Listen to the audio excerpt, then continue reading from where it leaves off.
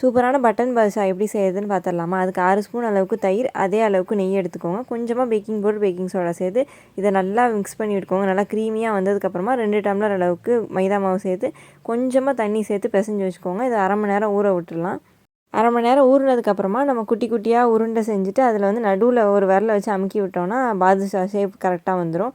இதை செஞ்சிட்ருக்கும் போதே சர்க்கரை பாகு ரெடி பண்ணிடலாம். அதுக்கு வந்து 1 டம்ளர் சர்க்கரைக்கு அரை டம்ளர் தண்ணி சேர்த்துட்டு அரை கம்பி பதம் வர வரைக்கும் கொதிக்க விட்டு ஆஃப் பண்ணி வச்சுருங்க. இப்போ வந்து நம்ம உருண்டை பண்ண பாதுஷாலாம் ரெடி ஆகிடுச்சு. எல்லாமே ஒரே ஷேப்பில் செஞ்சு வச்சுக்கோங்க. அப்போ தான் பார்க்கவும் அழகாக இருக்கும்.